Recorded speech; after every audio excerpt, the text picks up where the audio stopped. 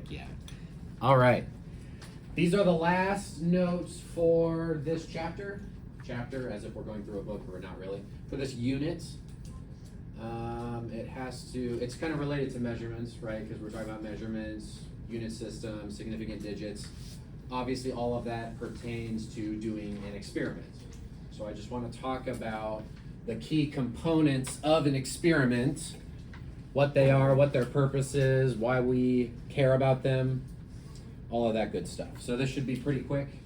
We are going to have our assessment on Monday. The standards of what is going to be on that test is on Classroom. It's listed out. There's like 10 things I want you to be able to do. We will do some work. I'll give you a worksheet today, and I'll give you 2 assignments today, but then tomorrow is a work day to work on them. We'll do review Friday, and then Monday is our test assessment thing.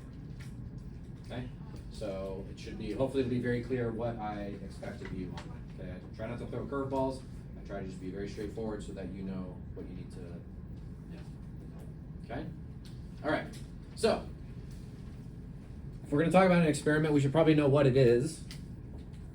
Anyone have a good way of defining what an experiment is? Testing a hypothesis, okay? How do you do that? Collect data. So we're collecting data as part of it. Is that all I do? Make observations. Make observations. Scientific method. Yes, there's actually multiple ways to do an experiment. And when I was in college, we talked about different ways to do it. We are going to talk about one version or one type of experiment as the ideal. So depending on what I'm studying, I don't always have the ability to construct an ideal experiment. And so we kind of have to make the best of the situation, especially if you are studying anything that involves people. There's only so much you can do to manipulate and control people, and so you just have to, do ethical things. Say what? People are really weird. They are weird, but we also have morals and ethics, and you can't just like take someone's life and be like, you're mine now for my experiment. Okay, so you gotta work with that. So what I'm showing you today is kind of the ideal, and then maybe in the real world we have to settle for something that's less than ideal. Okay, but this is a good thing to go off of. So what we're gonna say is that an experiment is a highly controlled procedure used to test a hypothesis. And so the key idea here is that it's highly controlled. We want to make sure that our results actually tell us what we think they're telling us, and the only way we can be sure about how to interpret our data is how much control we put into the little scenario that we set up in our experiment. And there are specific ways that we control the situation, okay? So the key question I'm always asking in an experiment is, how is X related to Y? And the key here is we're looking for correlation. Are these two things related to each other, or are they not related? And if they're related, how are they related?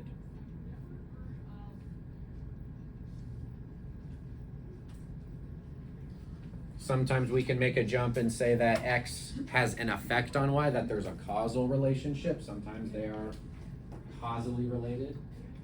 It's hard to prove that necessarily, but you can demonstrate correlation.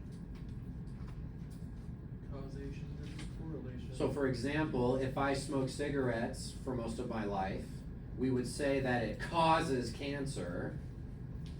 Well, why doesn't everyone who smokes cigarettes get cancer then? Lung cancer specifically. Well, there might be other factors, but there is data to show that if you smoke cigarettes, you are more likely to get lung cancer, so they're correlated. Now, did the smoking cause the cancer?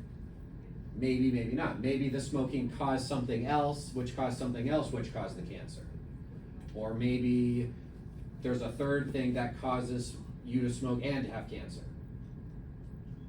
Maybe there's something in your brain that causes you to smoke and then it also causes cancer, and so there's the causal relationship can be hard to figure out, but an experiment can show us if two things are related. And by related, I mean correlated. Correlated means we're connected. Okay, so that's the essential question we're basically asking. Okay, and so there's 4 parts in an ideal experiment. The first thing is what I'm trying to study and measure, which is the dependent variable. The dependent variable is the thing you're observing or measuring. So in my smoking example, the dependent variable would be getting cancer. I'm going to observe or measure to see if someone gets lung cancer. If I have a graph of my data, I'll usually put the dependent variable on the y-axis.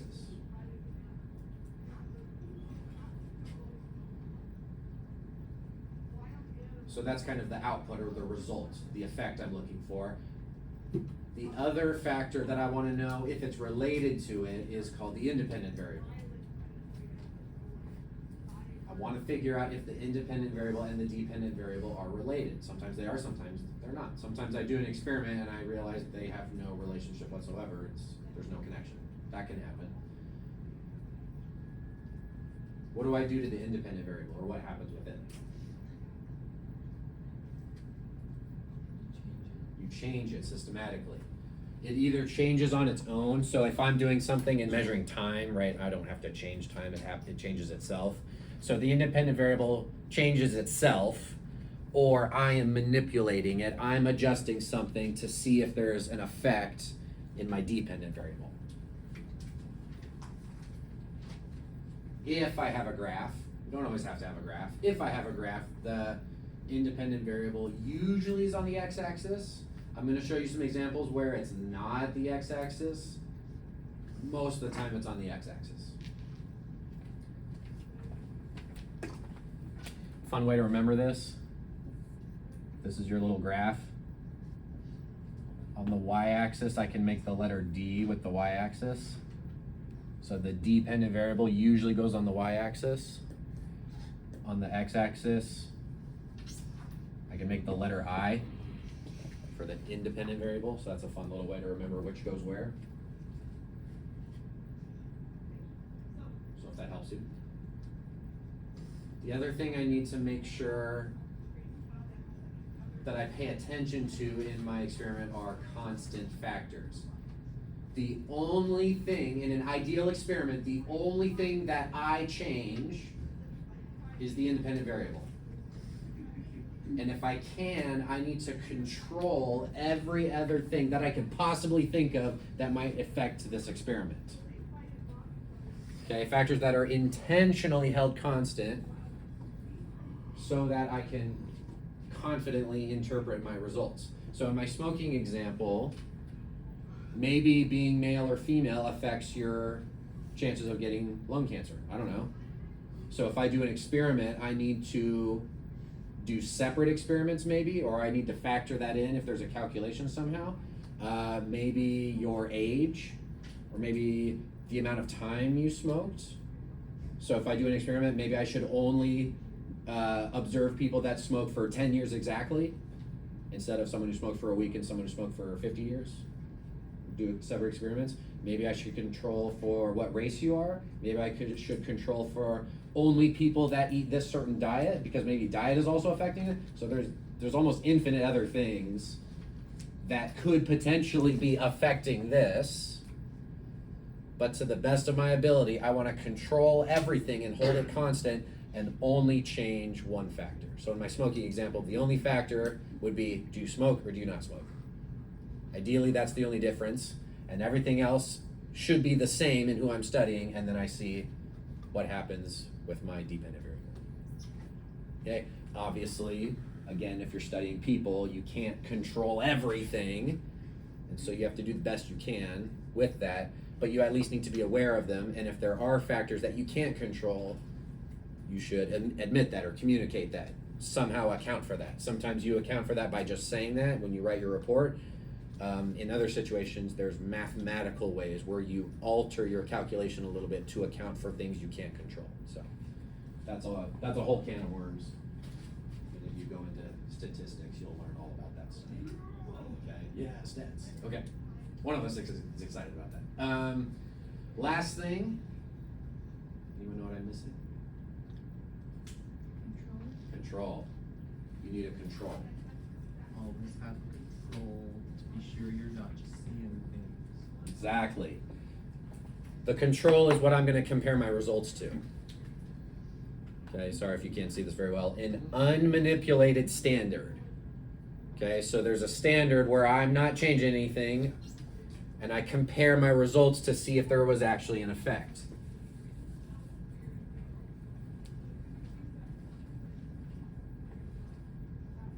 Maybe everybody just gets lung cancer, and smoking has nothing to do with it. So let's say if I do an experiment where I only studied people that smoked and I see lung cancer, I could say, oh my gosh, there's a relationship here. Well, if I don't compare that group of people to people that don't smoke, then I don't know whether there's really a difference caused by smoking or related to smoking. Maybe people just get lung cancer anyway, and the smoking is unrelated. You've probably heard. Water. People who drink water. Yeah, die. people that drink water die. So watch out. Drinking water and death are correlated. I could do an experiment and show that in a graph, and it's like 100%, relationship. Okay, well, the joke there is there's no control. You have nothing to compare it to. You need to compare it to people who don't drink water, which you probably know what happened there. Okay, but the idea is that if you don't have a control, you don't really know if these are related. You have to compare it to something where I don't manipulate something and see, do I get a difference or do I end up with the same thing? Okay, I'll show you more examples of this. But these are the 4 components of a quality experiment that we need to pay attention to. This applies to chemistry, applies to physics, biology, psychology, any kind of science, any kind of experiment. I need to pay attention to these 4 components. Cool? Questions? Here's a graph.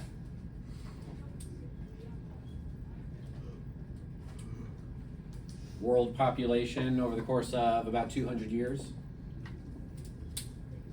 What's my dependent variable? What thing am I observing and measuring? People. Population, this is my dependent variable. It's on the y-axis. My independent variable would be time, which changes on its own, right? So, but it's the thing that I'm seeing if there's a relationship between these two. Okay, now does time cause world population to increase? No.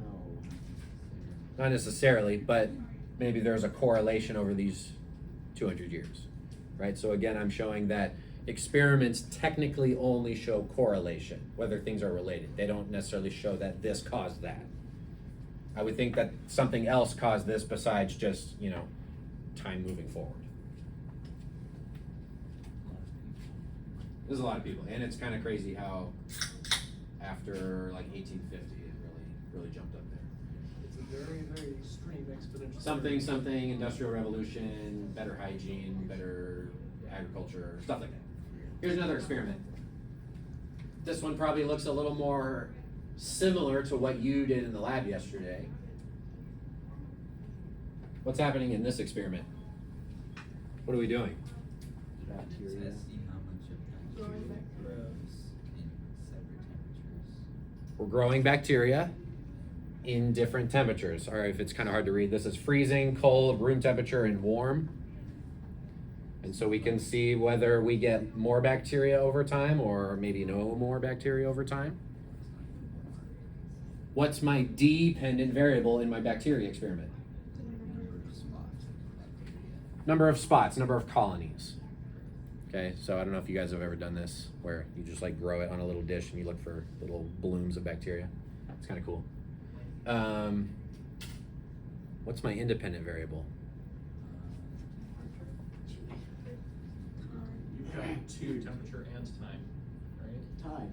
Kind of. So in a good experiment, I'm only manipulating one thing. So if I'm manipulating something, that is the independent variable. So as the scientist, what am I manipulating here? Temperature. The temperature, which is not the x-axis. What's the x-axis?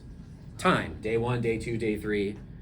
Okay, and yes, it changes on its own, but what I'm specifically altering is the temperature, and so I have different results based on that. So this would be an example, just like your experiment from yesterday, where the independent variable is not necessarily what's on the x-axis, it's something else that I manipulated intentionally. So we want to think a little more critically about that than just writing what's around the x-axis. Yes? So what, could you ever list time as an independent variable on its own? Like if you didn't list time? Yes. If it was just time? Right. You can list that as an independent variable? Or is it- Yes. Yep. If there's nothing, if I'm not manipulating really anything besides just watching something over time, we would say time is the independent variable. Yeah. So yesterday would be like height. Yeah, like. Yeah, so what's your independent variable from yesterday? This from Franklin. The height of the beaker over the flame, or the distance from the Bunsen burner to the ring, whatever. Yeah, the height adjustment. That's the independent variable. Okay, not time per se. Cool. All right, so another way we can rephrase this is when changes are made to the independent variable, how does the dependent variable respond? That's essentially what we're asking when we do an experiment. Another important thing is that we should, again, ideally, do an experiment multiple times. Okay, multiple trials. You can do the same experiment multiple times yourself. Another great way to verify that there's a correlation is to have other people do the same experiment in their own lab or in their own context. If we have multiple trials, and multiple trials in multiple different contexts tested with multiple different researchers, if they show the same relationship, then we are more confident that those things are actually related.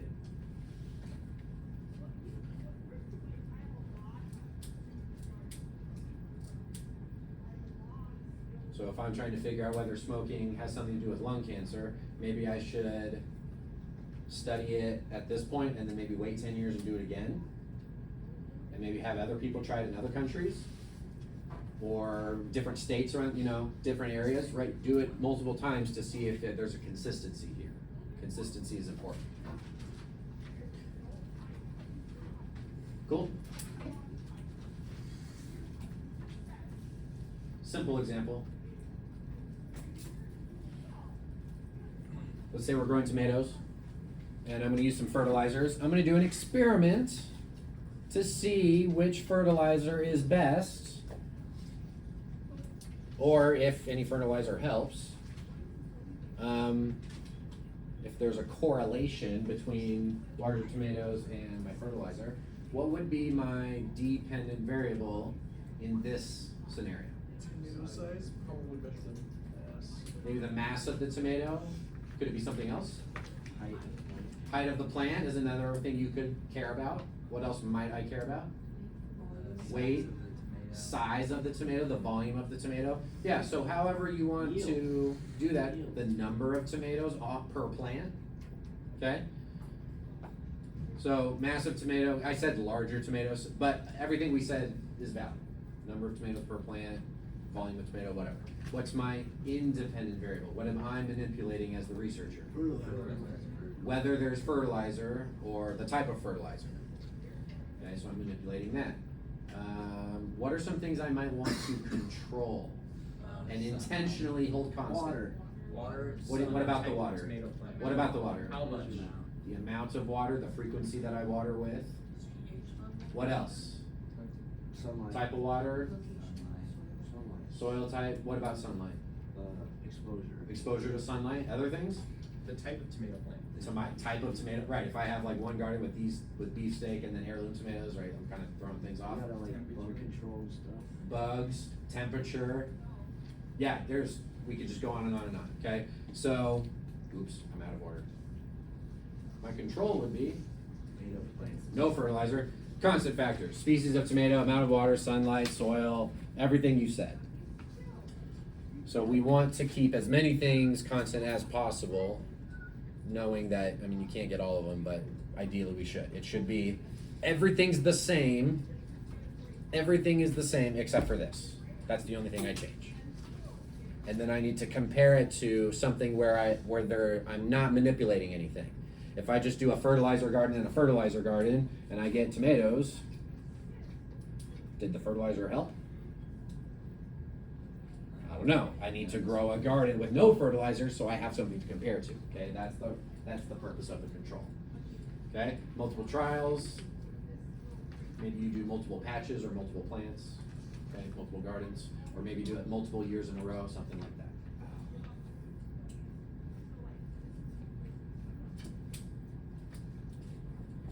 Seems like a very specific example from recent history. What would be my dependent variable if I'm trying to figure out if certain masks are effective? Virus spread. It might be easiest to. What would I be measuring? Virus Probably spread? droplet spray onto some surface, or like, So- or like droplet spray. Yeah, so look for droplets, maybe see if people get sick, something like that, amount of virus, okay, so maybe I could have someone cough or sneeze on a table and then like, I don't know, swab it and measure that, which is, some people do experiments like that, which is real nice. After lunch. Anyway. What's my independent variable? Mask. Type of mask. What would my control be? Person. No mask. Okay, test where there is no mask. And then what are some things I might want to hold constant? Virus. Where's the Which virus you're looking at? The person wearing the masks? Good. Distance from the table. Right, yeah, so if I'm, whatever procedure I'm doing to measure my dependent variable, I need to have the same procedure, same surface, same distance from the surface, stuff like that. Force of sneeze or cough, yeah, exactly, yeah, all of that kind of stuff. Okay, setup of the room, all of that stuff. How do we do multiple trials? What would that look like? Stand there until she coughs or sneezes. You just keep doing it over and over again, okay, so, yeah, just repeat the test multiple times, and it's that simple. Or just have someone else maybe test it in a different way. Does this make sense? Okay. Now, when I'm looking at correlation, there's different results I can end up with, and I'm just gonna give you two very simple results that you can find, okay? There's something called direct proportionality, and its opposite, which is indirect proportionality.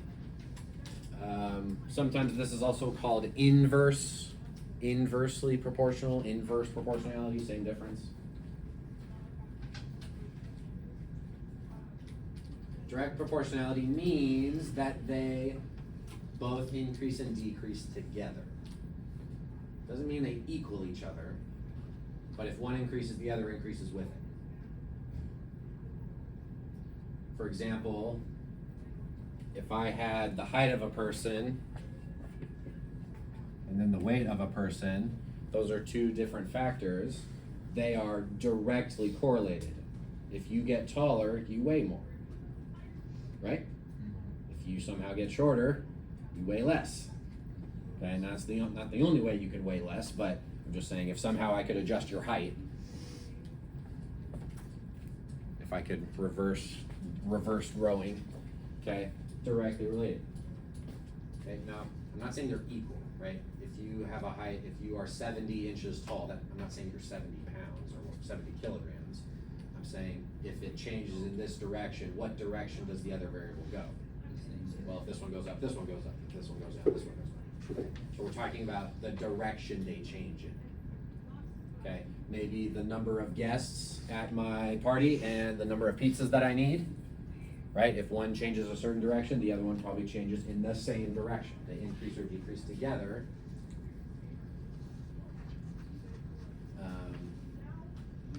Because that's how it works, okay? Mathematically, this is typically gonna be a positive linear relationship.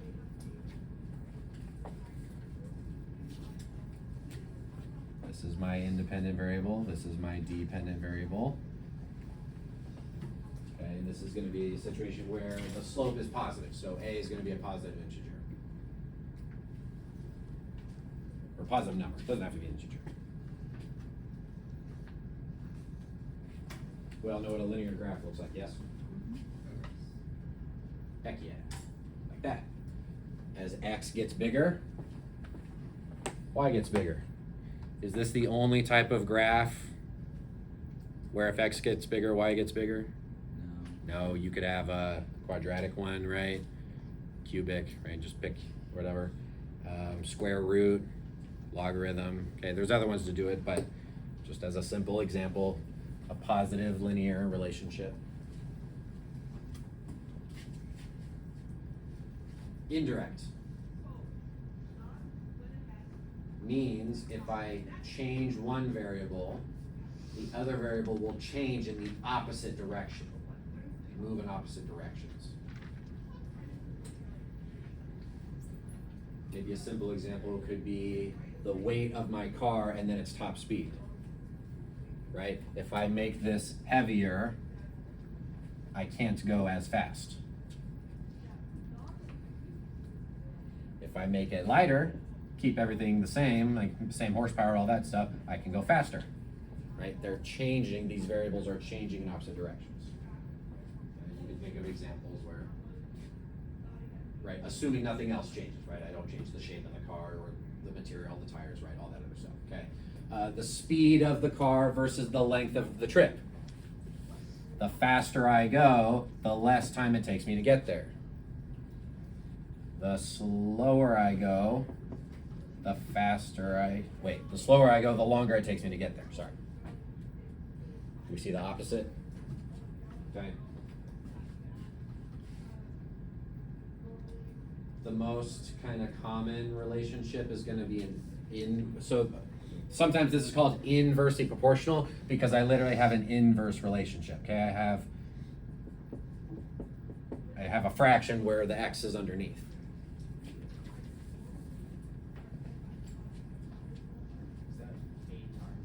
Yeah, that's supposed to be 8 times 1 over x, okay? And which is, again, the same as a over x. I'm just trying to, like, really make it obvious that 1 over x, it's inverted, okay? I'm just making it painfully obvious.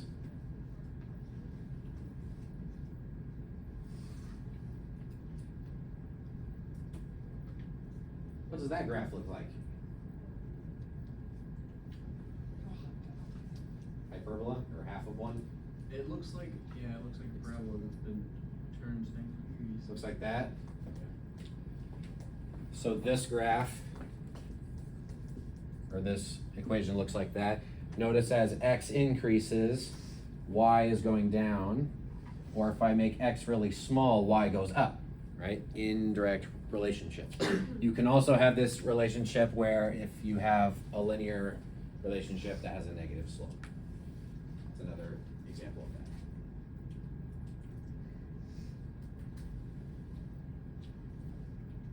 Make sense? Questions? Think I'm done? Done.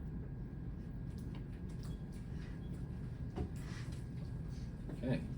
So, that is the last of the information that will be on the test coming up. I will basically be asking you, can you tell me what an independent, dependent, and a control are? What's their purpose? And then if I were to write you a paragraph of an experiment, could you pick out those components and tell me what they are? It's essentially what I'm asking. Or the highest level is, can you design an experiment and then tell me, come up with examples of those components in your own experiment? Okay, that's probably an open response question that may or may not be on our test Monday. Okay, can you create your own example of this? Okay, and basically teach it back to me. Okay, so that's what that's all about.